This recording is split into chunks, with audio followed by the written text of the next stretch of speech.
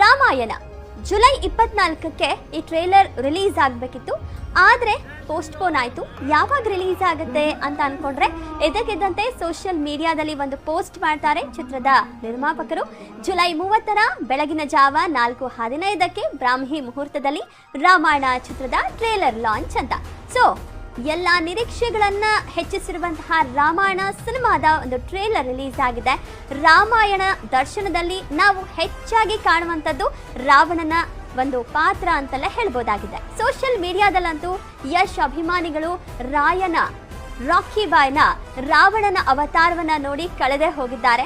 ಚಿತ್ರದ ಆರಂಭ ಯಾವ ರೀತಿ ಇರುತ್ತೆ ಅನ್ನೋದು ನಾವೆಲ್ಲರೂ ಕೂಡ ಗೆಸ್ ಮಾಡಬಹುದು. ಯಾಕಂತ ಹೇಳಿದ್ರೆ ಈಗಾಗಲೇ ಸಾಕಷ್ಟು ರಾಮಾಯಣ ಸಿನಿಮಾಗಳು ಬಂದು ಹೋಗಿದೆ. ಹಾಗೆ ಯಶ್ ಅವರು ಒಂದು ಮಾತನ್ನ ಕೂಡ ಹೇಳಿದ್ರು, ಈ ಚಿತ್ರದಲ್ಲಿ ಕೇವಲ 10ರಿಂದ 15 ನಿಮಿಷಗಳ ಪಾತ್ರ, ಅಂದ್ರೆ ಪಾರ್ಟ್ 1 ಏನ್ ಬರುತ್ತೆ ಅದರಲ್ಲಿ ಅಷ್ಟೇ ನನ್ನ ಪಾತ್ರ ಅಂತ ಹೇಳಿದ್ರು.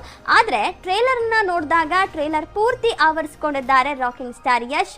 ಮುಸುಕುದಾರಿಯಲ್ಲಿ ಬರುವಂತಹ ರಾಕಿಂಗ್ ಸ್ಟಾರ್ ಯಶ್ರ ಮೊದಲ ಸೀನ್ ಗಮನ ಸೆಳೆದ್ರೆ, ಇನ್ನು ಕಿರೀಟ ತೊಟ್ಟು ವಜ್ರ ವೈಭೋಗದ ಆಡಂಬರದ ರಾಜ ವೈಭೋಗದ ಜೊತೆಗೆ ತನ್ನ ಸಾಮ್ರಾಜ್ಯದ ಜನತೆಯ ಮುಂದೆ ಕೈ ಚಾಚಿ ನಿಲ್ಲುವಂತ ರಾವಣನ ಆರ್ಭಟ ನಿಜಕ್ಕೂ ಖುಷಿ ಕೊಡುತ್ತೆ. ಅಂಡ್ ರಾವಣನ ಪಾತ್ರದಲ್ಲಿ ಯಶ್ ರವರನ್ನ ಅಭಿಮಾನಿಗಳು ಸ್ವೀಕರಿಸಿದ್ದು ಕೂಡ ಆಗಿದೆ. ಇನ್ನು ಈ ಒಂದು ಸಿನಿಮಾದಲ್ಲಿ ರಾಮನ ಪಾತ್ರವನ್ನ ಮಾಡಿರುವಂತಹ ರಣಬೀರ್ ಕಪೂರ್ ಅವರು ಕೂಡ ತಮ್ಮ ಸೌಮ್ಯ ಸ್ವಭಾವದ ಮೂಲಕವೇ ರಾಮನ ಪಾತ್ರಕ್ಕೆ ಜೀವವನ್ನ ತುಂಬಿರುವಂತದ್ದು. ಇನ್ನು ಮಲಾರ್ ಬ್ಯೂಟಿ ಸಾಯಿ ಪಲ್ಲವಿ ವಜ್ರ ವೈಢೂರ್ಯಗಳನ್ನ ಧರಿಸಿದಾಗ ಒಂದು ರಾಣಿಯ ಗತ್ತೇನಿದೆ ಅದರಲ್ಲೂ ಕೂಡ ಓಕೆ.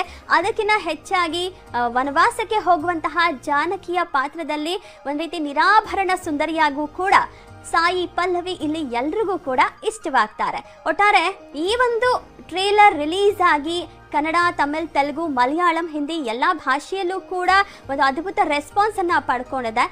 ಇದರ ಜೊತೆಗೆ ಎಲ್ಲರೂ ಕೂಡ ಕೇಳ್ತಿರುವಂಥದ್ದು ಒಂದೇ ಒಂದು ಪ್ರಶ್ನೆ, ರಾಮಾಯಣದಲ್ಲಿ ನಮ್ಮ ಆಂಜನೇಯನ ದರ್ಶನ ಯಾಕಾಗಲಿಲ್ಲ ಅಂತ. ಈ ಹಿಂದೆ ಡೆಲ್ಲಿಯಲ್ಲಿ ಟ್ರೇಲರ್ ಲಾಂಚ್ ಈವೆಂಟ್ ನಲ್ಲಿ ಸನ್ನಿ ಡಿಯೋಲ್ ಅವರು ಬಂದಿದ್ರು. ಸೊ ಅವರು ಕೂಡ ಇಲ್ಲಿ ಆಂಜನೇಯನ ಪಾತ್ರವನ್ನ ಮಾಡ್ತಾರೆ ಅನ್ನೋದಾಗಿತ್ತು. ಆದರೆ ಹನುಮನ ಎಂಟ್ರಿ ಸದ್ಯಕ್ಕೆ ಟ್ರೇಲರ್ ನಲ್ಲಿ ಕಾಣಿಸಿಲ್ಲ. ಹಾಗಾದ್ರೆ ಆಂಜನೇಯನ ಒಂದು ಪಾತ್ರವನ್ನ ಯಾಕೆ ಒಂದು ಟ್ರೇಲರ್ ಅಲ್ಲಿ ತೋರಿಸಿಲ್ಲ ಅನ್ನುವಂಥದ್ದು ಕೂಡ ಸೋಷಿಯಲ್ ಮೀಡಿಯಾದಲ್ಲಿ ಅಭಿಮಾನಿಗಳು ಮಾಡ್ತಿರುವಂತಹ ಒಂದು ಪ್ರಶ್ನೆ ಆಗಿದೆ. ಸೊ 4:15 ಸುಮಾರಿಗೆ ಟ್ರೇಲರ್ ರಿಲೀಸ್ ಆಯಿತು. ಎಲ್ಲ ಭಾಷೆಗಳಲ್ಲೂ ಕೂಡ ಅದ್ಭುತ ರೆಸ್ಪಾನ್ಸ್ ಅನ್ನ ಪಡ್ಕೊಂಡಿದೆ.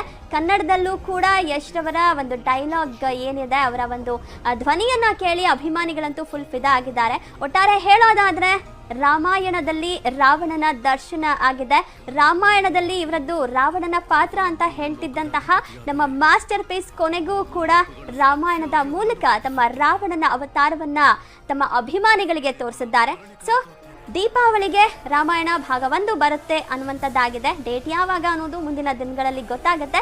ಸದ್ಯಕ್ಕೆ ಟ್ರೇಲರ್ ಅನ್ನ ಎಂಜಾಯ್ ಮಾಡ್ತಿರುವಂತಹ ಯಶ್ ರಾಕಿಂಗ್ ಸ್ಟಾರ್ ಅವರ ಅಭಿಮಾನಿಗಳು ರಾವಣನ ಅವತಾರಕ್ಕೆ ಕಳೆದು ಹೋಗಿರೋದ್ರಲ್ಲಿ ನೋ ಡೌಟ್.